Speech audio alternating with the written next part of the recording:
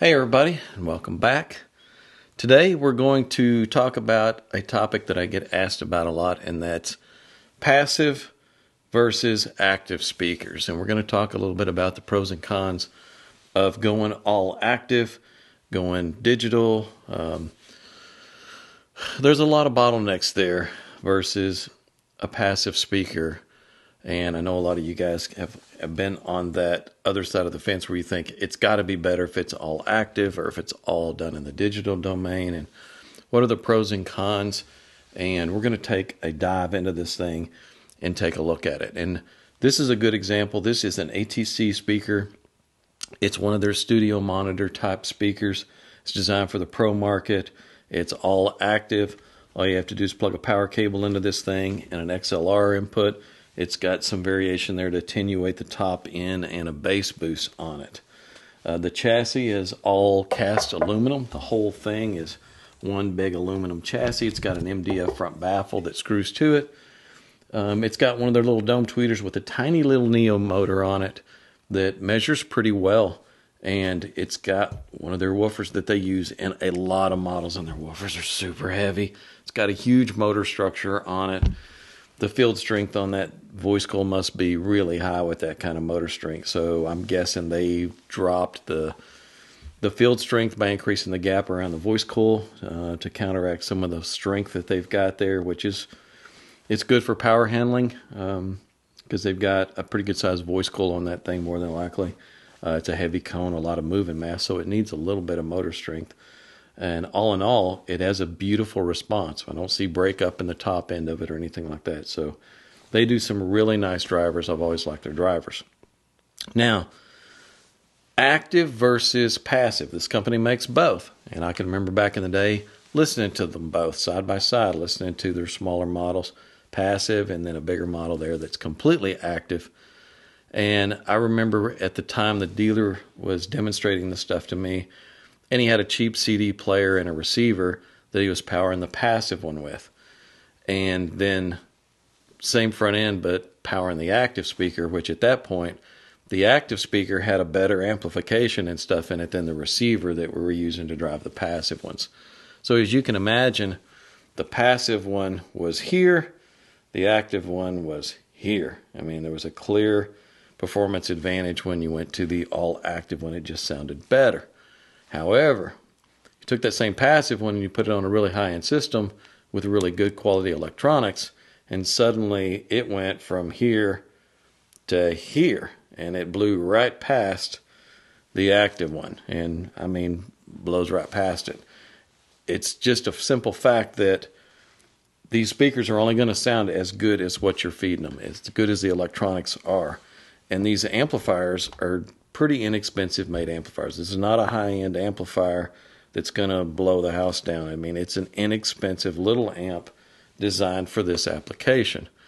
You can't really compare that to, 5 and 6 digit amplifiers. Well, I'll say 4 and 5 digit amplifiers that are out there that are going to be way higher quality than everything that's built into these little speakers. And it's that way with most of the market. When you look at the pro market and you look at what is out there for mixing and mastering, most of the monitors that you see aren't even at this quality.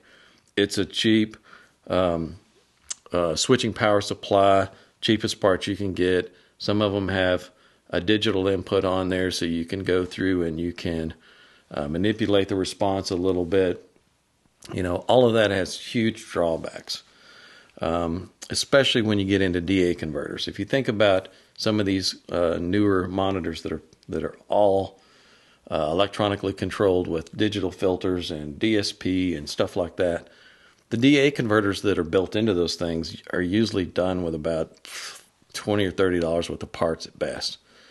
They're no comparison to a good quality DAC that you would see out in the market. Like, for instance, some of the products from Denafrips or Hollow, their good DACs fall in the $1,200 to $4,500 range. And to me, that's kind of the level you need to be in to get into the higher end market. The Denafrips especially, and the little Aries 2 DAC, is a good benchmark of good quality at a low price point. When I say a low price point, there's still like $1,200.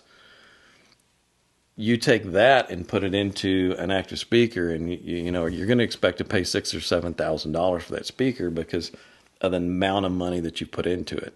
Most of those speakers that are like that, they're nowhere near that amount of money put into anything, especially the DA converter, much less the amplification and things like that. So you wonder why that stuff is so held back and sounds so flat and lifeless. It's because the whole parts package that they put into that thing is just as cheap and cheesy as some of these mass-produced speakers that you see out there with passive filters, where they've got $10 or $20 worth of parts in there, and it's just, you know, electrolytic caps, little iron core inductors, little dental floss gauge wire on it, and things like that. I mean, it's the same when you move into some of the all-active stuff. So there's definitely drawbacks there. You can start moving into some of that higher-end range, like the Denafrips DAC and really high-quality amplification, and you start putting that into a mini modern, and you're already $12,000-$15,000 into it before you know it, as far as a retail price. So don't think that just because it's all digital or it's all active that it's going to be better necessarily just based on that fact. There are a lot of other factors that you have to keep in mind, and when you do something electronically, you are deciding how much of the signal goes to each driver, and then it's sending that signal to the amplifier, and the amplifier is amplifying it. So what the amplifier is doing is it's sending a full range signal to the woofer. It's sending a full range signal to the tweeter, but it's only sending a range for it to play that's within the pass band of what those drivers need to play in order for them to blend together. So it's only saying, woofer, I'm going to send you 2,000 hertz and down, but it's still sending full bandwidth what the amplifier outputs. The rest of that, above that, it's still sending power there. It's still open. There's just no information there. Same with the tweeter. The tweeter, it's sending it high frequency only as far as information, but it's still sending it full power bandwidth. So all the noise that's in the lower frequency range, all the AC noise, any hum, all that stuff, it still goes to the tweeter. Same with the woofer. All that high frequency RF noise, electromagnetic interference, all that stuff that's there, it all gets sent to the woofer and it has to play it. So there's a chance there that with an all-active system, there's a whole lot more noise that's in the system because of the way it's designed. Whereas a passive system, the amplifier drives that speaker and it sections those ranges that it plays to each of those drivers. So there are no lows reaching the tweeter. There are no highs reaching the woofer. It's separating that out of it. So any high frequency noise that would be sent to the woofer in the active version, it's not sent to the woofer in the passive version. That filter has killed it all. Same with the tweeter. All that low frequency noise is killed by the filter, whereas not so in a active speaker. You got op amp noise and other things that are contributing to it that hold this thing back. So when we took this one and we designed a passive filter for it that made an accurate response, and the level of the parts that we're putting on it, we're putting really high quality parts on there, good coils from US Coils, sonic caps, good quality resistors, good quality wire. We're replacing the connectors with tube connectors. And so let's say the passive version was here with junk electronics on it, and the active version was here. Then the passive version with good quality electronics on it was here. It blew right past the active version in sound quality across the board. But then we put high quality passive parts on there and balance out the response really well. Suddenly it's here. I mean, there's a jump there. There's a big jump there in clarity, detail, imaging, soundstage. I mean, we're preserving with high quality passive parts all those details that create that soundstage and that layering, and all those spatial cues are intact and not smudged over and killed by an active amplifier in the whole active situation there. So there are big time advantages in going to all passives. even when you start getting into the highest quality speakers that are out there, the best of the best, they're all passive filters. They're all passive filters for a reason. There's a possibility you could try to go in and do a whole system active, but then again, it's a complete system. It's not a speaker anymore, and you're stuck with whatever you put on it. So let's say we take the best electronics that are available right now and we build an all active speaker. And let's include a DA converter and everything. We're doing DSP and everything. It's all in one, and we use the top level stuff. And it's $10,000 for this mini monitor, and that's really hacking away at it, trying to keep the price points low. Guess what? In 10 years from now, the DA converter that you chose, even if it's a real good one, you can get one that's 4 or 5 times as good for 4 or 5 times less money. That's just the way it works. It's the same with computers. The computer that you bought 10 years ago is a dinosaur compared to the computer you can buy today that's less money than the computer you bought that's a dinosaur. That's just the way computers work. We're constantly making strides that are better and better, and it's the same with DA converters. You know, if you go back 10, 15 years ago and you look at the DA converters we had then compared to what we have now, we've got DA converters out there now that sound a lot better than the ones back then, and they're less money. So it's going to be the same 10 years from now as well. Even if you created a speaker that was really high quality, top to bottom, all active and everything, 5, 10 years later, it's completely dated, and you can't go in and change it. You can't go in and fix it. With an all-passive design with good high-quality parts, you can upgrade your DAC in your system. You can go to different amplifier. You can change your cables out and change the way it sounds. You can move up to a tube preamp. You can do a whole bunch of things you can juggle in and out of the system that are going to completely change the way it sounds that you can't do when you have a speaker that's all active. You're just stuck with what's there, and what's there is not going to get any better. So there's a lot more flexibility when you go to an all-passive design. That's just the way it goes.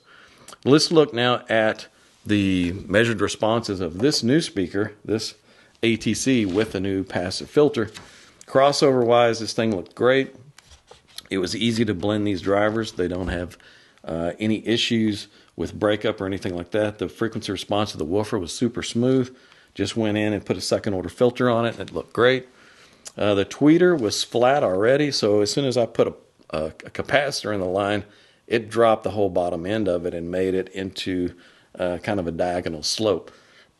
Even going in and putting a second order filter on it, I couldn't pull it back up to flat. So I had to use a little trick there to bring down the top end and leave the bottom end there. There's ways you can go in with passive filters, and I can take the tweeter's curve and I can tilt it up to the top, or I can tilt it down to the bottom, and I can manipulate that response, and that's what I had to do with this, and it still didn't involve very much parts. What it looks like is it looks like an inline notch filter at the front of it, and then at the with the rest of it, it was just second order filter. And when I bypass what I'm doing at the front end with a small cap, it brought the tweeter level up at the top, whereas the tweeter level, it had a nice curve, but it was rolled off at the top end.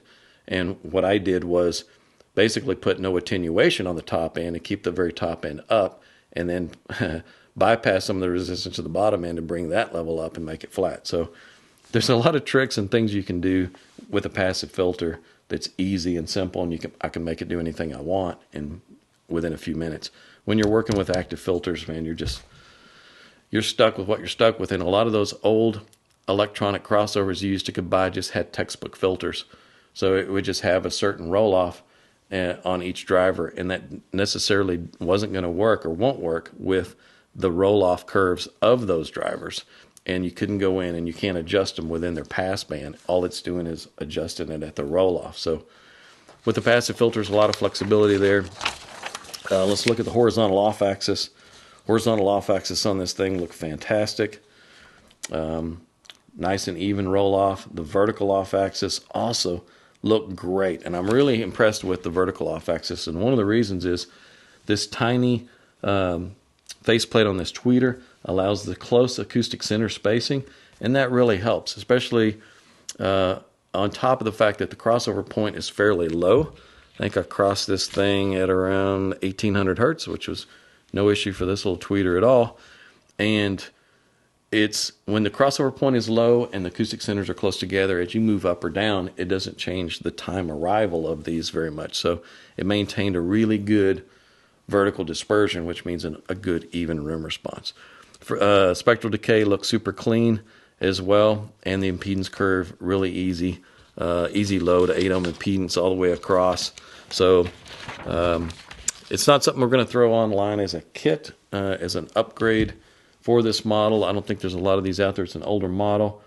But if you're interested in it, you can give us a call or shoot us an email or something, and we have designed something that will transform this old powered speaker into a really high-end passive speaker. So that's it for now. If you have any questions, you can post them in the comment section. I'm sure I'll get plenty from the naysayers out there and the guys on the other side of the fence wanting to argue.